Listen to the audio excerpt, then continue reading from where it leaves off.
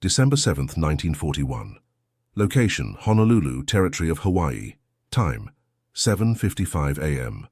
The deep, resonant roar of hundreds of radial engines shattered the placid, tropical morning, a sound that, for those first terrible seconds, seemed merely like an aggressive thunderstorm. It was not thunder. It was the sound of a world violently tearing itself apart. On the ground, young men, barely out of their teens, heard the chatter of machine guns turn quickly into the scream of falling bombs. These men were American citizens, but they looked like the enemy who had just blindsided Pearl Harbor. Their families had names like Kunitake, Tanaka, and Matsui. They were the Nisei, second-generation Japanese Americans, and they instantly found themselves fighting two wars, one against the Imperial Japanese Navy, and a new, chilling one against suspicion and hatred from their own country. The immediate aftermath was swift and brutal, not just on the fleet, but on the soul of America. Within months, the fear, fueled by hysteria and racial prejudice, curdled into one of the greatest ironies of the war. While sons were volunteering to bleed for the flag, their mothers, fathers, and siblings were being forcibly removed from their homes, stripped of their livelihoods, and incarcerated behind barbed wire in desolate internment camps across the West Coast. Executive Order 9066 was the ultimate betrayal. A nation, supposedly fighting for freedom and democracy, had locked away 120,000 of its own citizens without charge or trial, simply because of their ancestry. Quote, narrator speaking the words of a Japanese-American father in the camps, "We were Americans. Our sons were fighting. Yet we woke up every morning in a place that looked like a prison, surrounded by guards who held M1 rifles pointed in. It was a wound that seemed impossible to heal." This was the desolate paradox that birthed the 442nd Regimental Combat Team. Initially, the U.S. Army had declared all Japanese Americans unfit for service, due classifying them as enemy aliens. But the needs of a global war and the persistence of certain military leaders, coupled with the desperate burning desire of the Nisei themselves to prove their unwavering loyalty, forced a reassessment. A challenge was issued, a call for volunteers from the camps and from Hawaii, where internment had not occurred. The response was staggering, a historic act of defiance against injustice. Thousands volunteered. They sought not comfort, not medals, but vindication. They wanted to replace the shame of suspicion with the undisputed glory of sacrifice. This wasn't merely service. It was a crusade to reclaim their citizenship through blood. Their chosen motto, "Go for broke," a term from Hawaiian gambling slang meaning risk everything, was a declaration of their entire existence. The formation of the 442nd was a technological and sociological experiment in crisis. Could men whose families were under lock and key truly be trusted with the latest American weaponry? Could their training overcome the psychological damage of betrayal? They were equipped with the standard M1 Garand rifle, a semi-automatic marvel that gave the American soldier a distinct firepower advantage over the bolt-action Kar 98K of the Wehrmacht.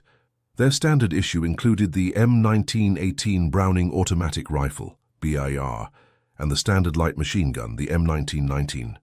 Their training was mercilessly intense, focused on small unit tactics, infiltration, and an almost fanatical adherence to mission success, a drive born not of military doctrine, but of personal necessity. What the Army and the enemy did not yet understand was the profound cultural wellspring they were inadvertently tapping into. The blend of American individualism and the ingrained Bushido ethics, or the way of the warrior, meant that these men treated surrender as an unbearable disgrace and mission failure as a personal stain. This unique, forged determination was their true secret weapon, something no enemy manual could account for. The stage was set. The 442nd was deployed to the European theater, a world away from the Pacific, where their faces were a familiar sight. They were transferred to the Fifth Army, destined for the brutal, unforgiving terrain of the Italian campaign, a front often forgotten, but one of the most difficult of the war. Their arrival was met with initial skepticism, not from the Germans, who had never encountered them, but from the American and Allied troops who had. The irony was a thick fog. They were being sent to fight against white Europeans, thousands of miles from the Pacific, to prove they weren't Japanese. The first test was about to begin in the unforgiving Apennine Mountains, where the German machine gunners reigned supreme, and every inch of ground was paid for in blood. The Germans were experts in tactical defense, utilizing the terrain to devastating effect, employing their formidable MG-42 machine gun, a rapid-fire terror known as Hitler's buzzsaw. What the Wehrmacht didn't know, what they could not have known, was that the men they were about to encounter were not just soldiers fighting for their country. They were sons fighting for their family's honor. Their fight was personal, desperate, and absolute. The deep guttural sound of their initial combat cries, the sharp clack-clack of their M1 Garons, and the sight of their relentless advance were about to shock the seasoned German defenders, transforming initial curiosity into cold, hard fear. The only way to truly understand the depth of their sacrifice and the height of their triumph is to follow their trail of fire. If the story of the 442nd resonates with your dedication to truth and military history, I invite you to subscribe and join us for the rest of this journey. Their tale is one you simply cannot miss. Date: June 1944. Location: the rugged, sun-baked hills north of Rome, Italy. Weather: oppressive summer heat. The 442nd was first-blooded in the arduous pursuit of the retreating Wehrmacht north of the Anzio and Rome campaigns. Their initial combat assignments were deliberately, almost cynically, the toughest available. It was as if the command structure was daring them to fail, trying to justify the prejudice back home. The expectation, perhaps even the hope among some, was that these outsiders would prove soft, reluctant, or disloyal. What happened was the absolute opposite. The Germans, masters of the defensive retrograde, had fortified the rugged terrain using strategic choke points, minefields, and the devastating efficiency of the MG-42. The MG-42 could fire up to 1,200 rounds per minute, a sustained, terrifying curtain of lead that could pin down entire platoons. German strategy relied on this volume of fire to break the will of the attacking infantry. What the German commanders initially observed was confusion. Who were these new, short, highly aggressive American troops?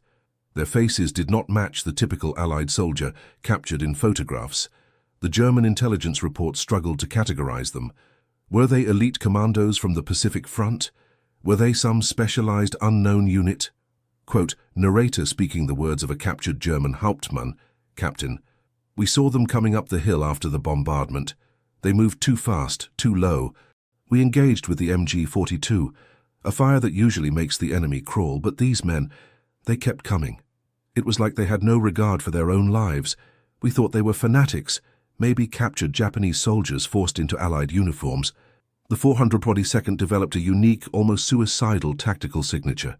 Where other units might pause, lay down heavy, suppressing fire and call in artillery, the Nisei would push through, often absorbing horrific casualties in a rapid, relentless frontal assault. They didn't just meet the enemy's fire, they walked through it. Their philosophy was simple: the sooner they closed with the enemy, the sooner the enemy stopped shooting. This was not recklessness. It was a deeply ingrained, calculated determination to prove their worth in the currency of combat: blood. In a few short weeks, they earned their macabre nickname, the Purple Heart Battalion, reflecting the incredibly high rate of casualties they sustained.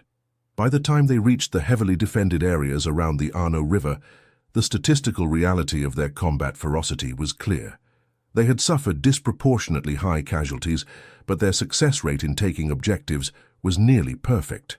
Technologically, they mastered the standard infantry tools. Their sharpshooters utilized the M1903 Springfield sniper rifle with lethal accuracy, often neutralizing German observation posts and machine gun nests. But their real technical mastery lay in their teamwork. They refined the fire and maneuver doctrine to an art form, moving as a seamless, disciplined unit, with a near-psychic understanding of each other's movements. This was a direct result of their cultural bonds and the shared, all-consuming goal of clearing their families' names. The most famous early engagement illustrating this ferocity was the brutal mountain fighting near Castellina. The German defenses were layered, utilizing stone walls, expertly concealed bunkers, and integrated artillery fire. The terrain itself was a weapon. The 442nd 2nd Battalion was ordered to breach a ridge that had successfully repelled multiple Allied attempts. the Nisei fixed bayonets. The assault went in at night, guided only by the bursts of tracer fire and the muzzle flashes of the enemy. It was a close-quarters knife fight in the dark, where the M1 Garand was often used as a club. The German positions were overrun, the defenders often shocked into confusion by the savage efficiency of the attack. When the dust settled, the objectives were taken, but the casualty lists were devastatingly long. The 442nd was consuming itself to prove its loyalty. This consumption, this willingness to go for broke on every objective, was becoming their tactical hallmark. It was turning their initially skeptical American superiors into staunch admirers, though their true legend had yet to be forged. The historical irony deepened.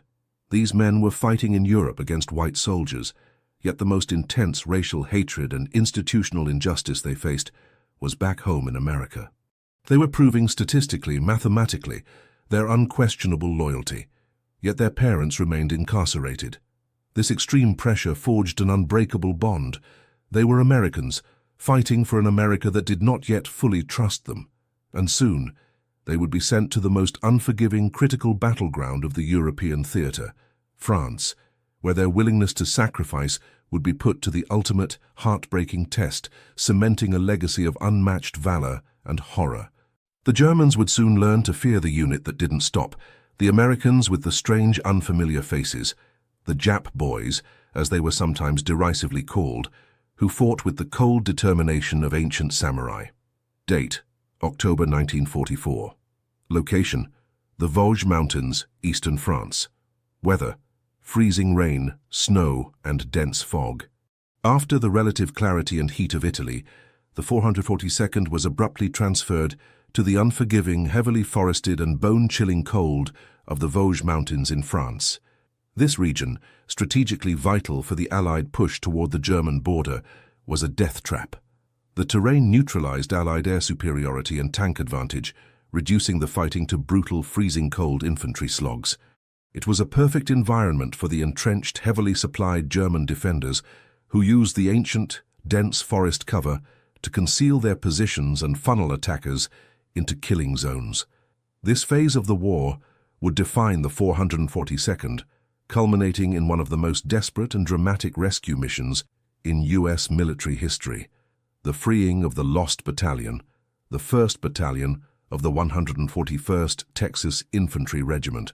The 141st, though veteran, had been surrounded and cut off by a fierce German counterattack in the Bifontaine sector. They were isolated high up on a forested ridge, running out of food, water, and ammunition, and facing certain annihilation.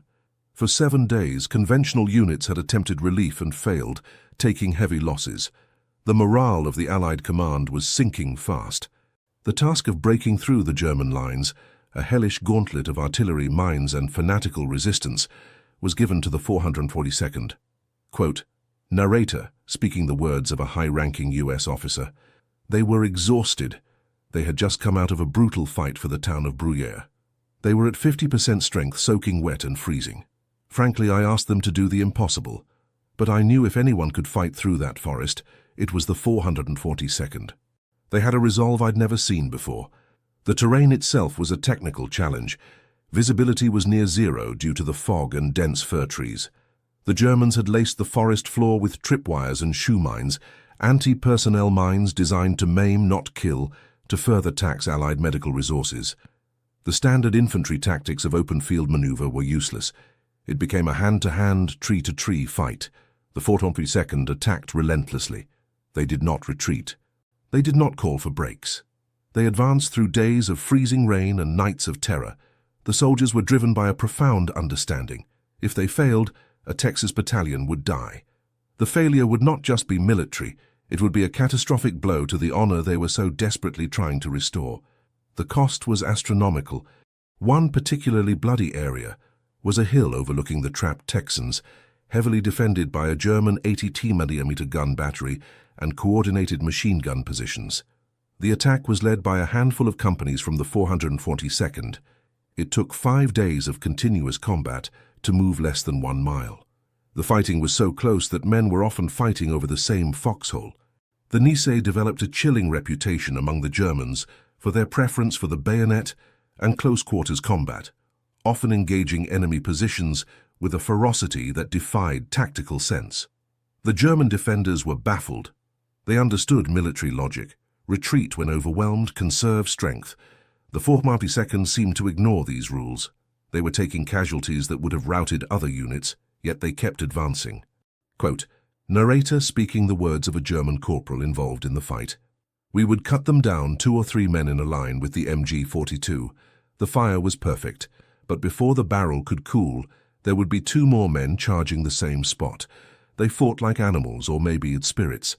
We found their faces strange, but their eyes were the eyes of men who had accepted their death before the battle even began. They wanted to die to win. When they finally broke through the last German defenses on October 30th, the sight that greeted them was one of exhaustion and relief. The trapped 141st men had been fighting for their lives, their supplies down to a few rounds per man. The battle to rescue them, however, had cost the 442nd dearly.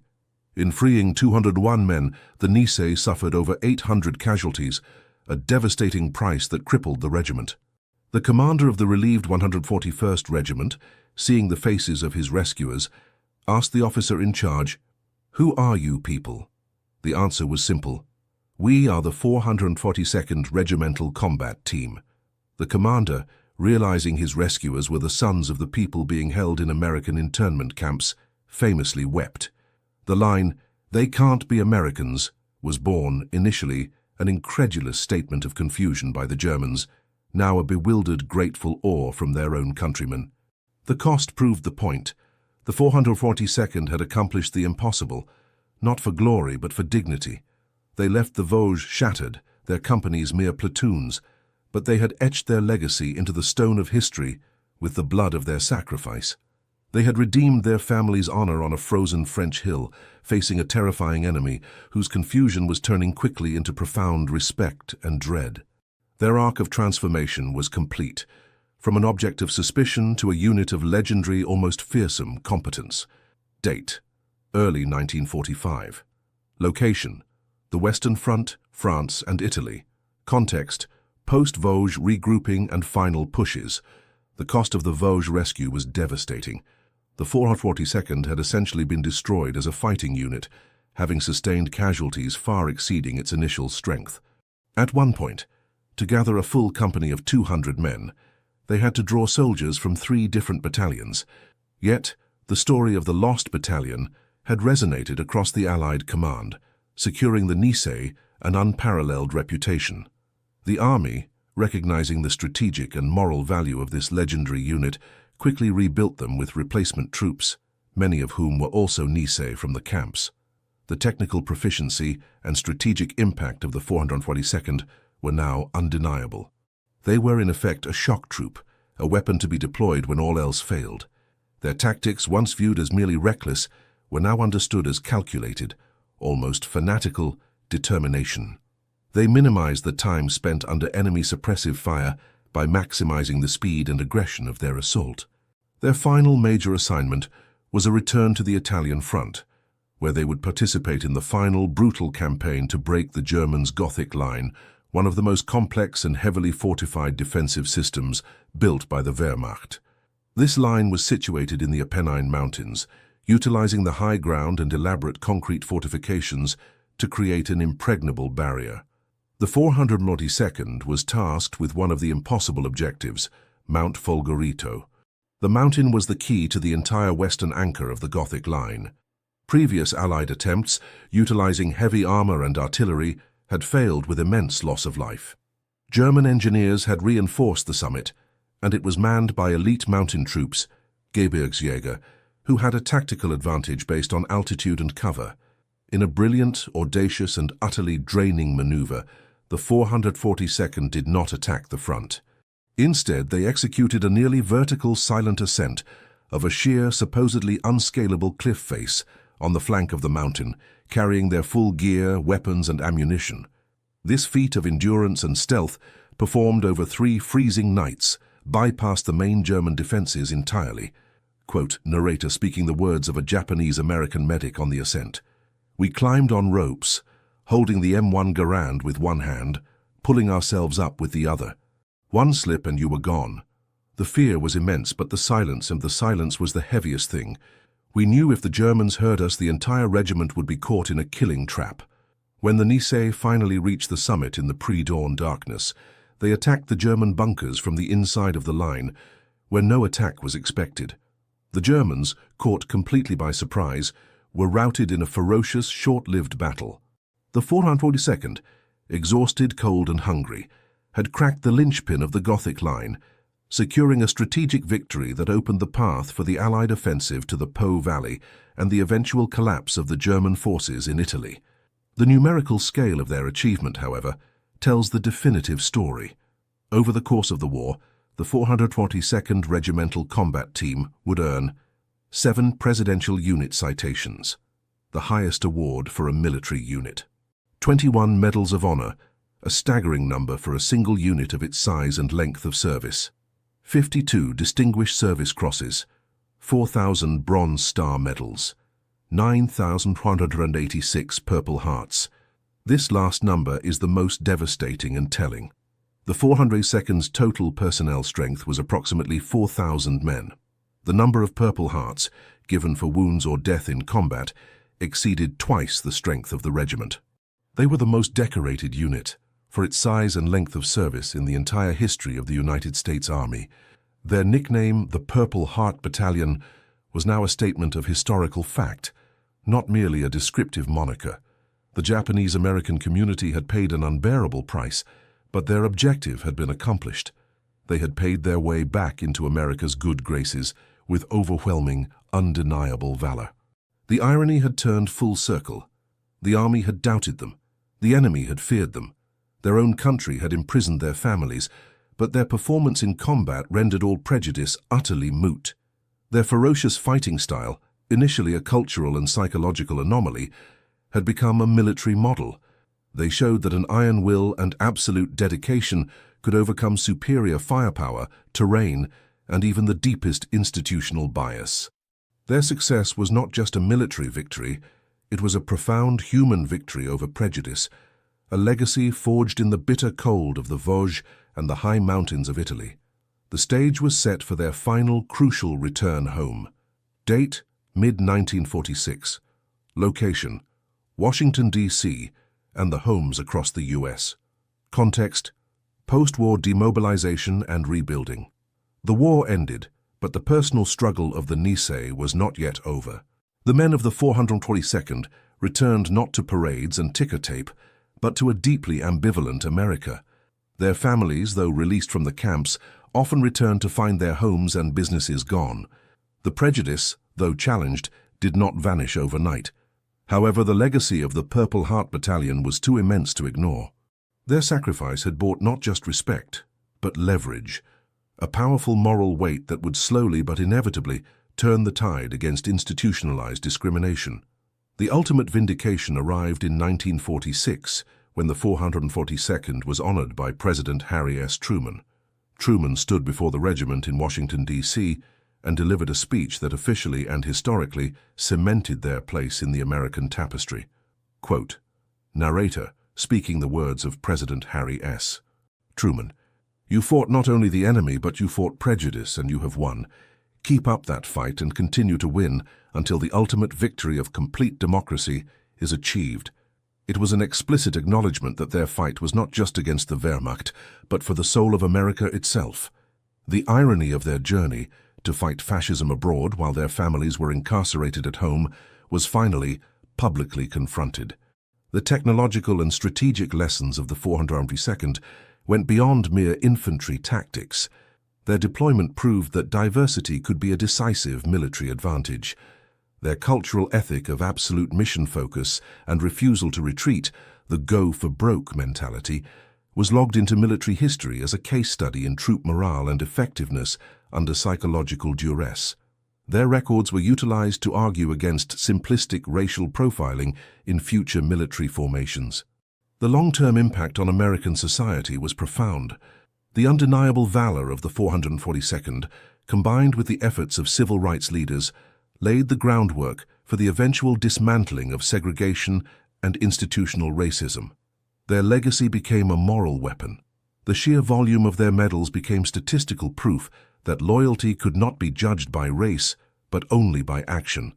The Japanese Americans who returned did not seek vengeance. They sought to rebuild. Many of the Nisei veterans used the benefits of the GI Bill, paid for by the blood spilled in Europe, to pursue higher education, become doctors, lawyers, and engineers, and help transform the Japanese-American community into one of the most successful and integrated groups in the nation. The children of the internees, armed with the undeniable honor of their father's sacrifice, moved into politics, business, and leadership roles, contributing enormously to America's post-war boom. The transformation was complete. The object of suspicion had become the symbol of loyalty.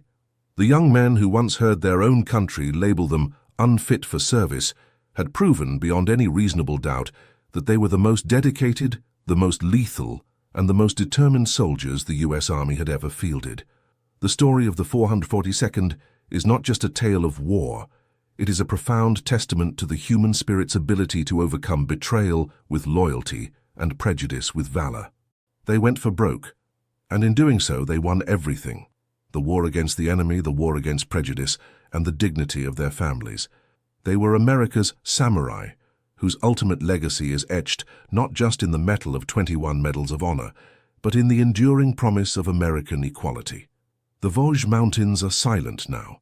The Apennine peaks still stand guard, but the story of the soldiers who fought there, men who risked everything for an America that doubted them, still thunders.